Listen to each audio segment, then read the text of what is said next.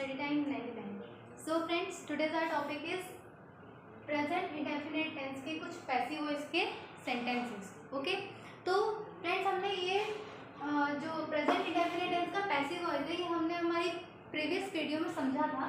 तो देखिए, आइए इसको समझते हैं कि किस तरह से हम हिंदी को इंग्लिश में ट्रांसलेट कर सकते हैं.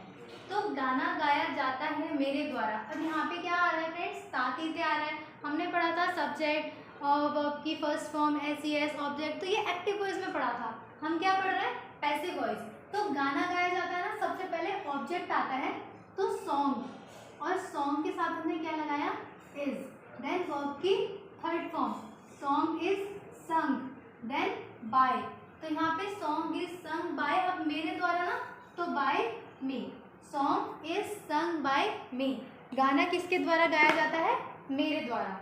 फूल तोड़ा जाता है उसके द्वारा. तो यहाँ पे अगेन यहाँ पे क्या आएगा? ऑब्जेक्ट. तो ऑब्जेक्ट यहाँ पे क्या है? फ्लावर. Flower is. अब यहाँ पे तोड़ने के लिए क्या आता है? प्लग. और प्लग की थर्ड फॉर्म क्या होती है? Plucked. Flower is plucked by. अब किसके द्वारा? उसके द्वारा.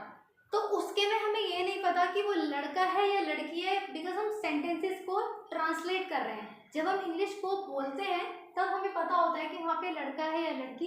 तो लड़की है तो हर, और लड़का है तो हिम. तो आप यहाँ पे हिम या हर में से कुछ भी यूज कर सकते हैं अभी. ओके. फिर काम किया जाता है मेरे द्वारा. वैसे तो वर्ग जो है वो वर्ग एक वर्ब कहलाता है. ओके. लेकिन यहाँ पे वर्ग जो है वो एक ऑब्जेक्ट कहलाएगा. तो वर्क इज, वर्ब की थर्ड फॉर्म डन, डू की थर्ड फॉर्म डन होती है. Work is done. फिर बाय. अब यहाँ पे हमारे द्वारा ना, तो हमारे द्वारा में बाय अस आता है. ओके. तो work is done by us. खेला जाया जाता है मेरे द्वारा. तो देखिए फ्रेंड्स, इसके अंदर ऑब्जेक्ट नहीं है. ओके. तो यहाँ पे मेरे द्वारा है ना, तो अगेन हम यहाँ पे सिर्फ आई लगाएंगे. I am played. बस. जब हमारे पास ऑब्जेक्ट नहीं होता है तब हम यहाँ पे आई लगाते हैं, यहाँ पे हमारे द्वारा है तो वी लगाते हैं. तब उसके बाद में वी के साथ में हम आर का यूज करते हैं. हमने इस चीज में पढ़ा था इज एम एंड आर आता है. ये चीज हमने पढ़ी थी. ये सेम उन्हीं के साथ में होता है.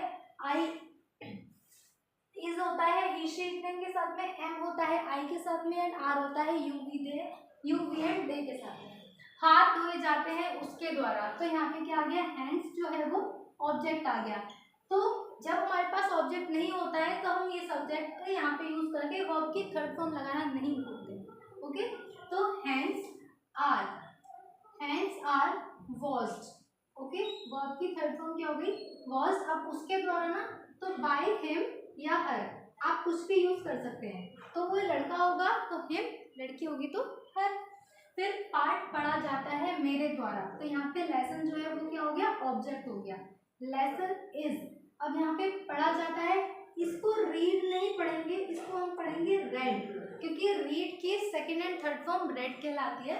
तो लेसन इज रेड बाय. अब किसके द्वारा? तो बाय मेरे द्वारा, तो बाय मी. ओके. नाउ पत्र लिखा जाता है मेरे द्वारा. पत्र को हम लेटर बोलते हैं. तो लेटर इज रिटन. वर्ब की थर्ड फॉर्म राइट की थर्ड फॉर्म क्या होगी? Written. Letter is written by. अब उसके द्वारा ना, तो यहाँ पे बाय हर भी लगा सकते हैं, बाय हिम भी लगा सकते हैं, आप कुछ भी यूज कर सकते हैं. दूध पिया जाता है मेरे द्वारा. इसमें फ्रेंड्स ऑब्जेक्ट क्या है? इसमें ऑब्जेक्ट है मिल्क. तो मिल्क इज ड्रंक. ड्रिंक की थर्ड फॉर्म क्या होगी?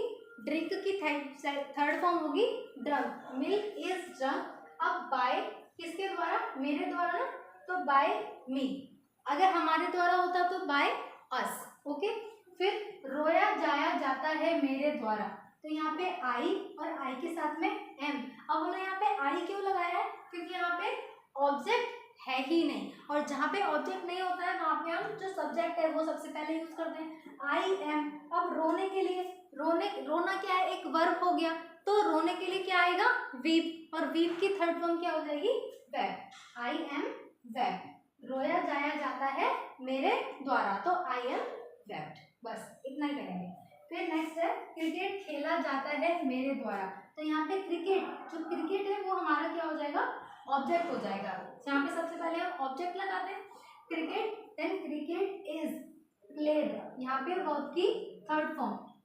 किसी भी टेंस के अगर पैसिव वॉइस है तो उसकी जो वर्ब की थर्ड फॉर्म उसके अंदर हमेशा ऐड होती है। जितने भी पैसिव वॉइस हमारे पास होते हैं तो सब में आप आंख बंद करिए, वर्ब की थर्ड फॉर्म पुट कर दीजिए। तो क्रिकेट इज प्लेड, अब हमारे द्वारा लिखा है ना वहाँ पे, तो बाय अस, क्योंकि हमारे द्वारा के लिए क्या आता है, बाय अस आता है।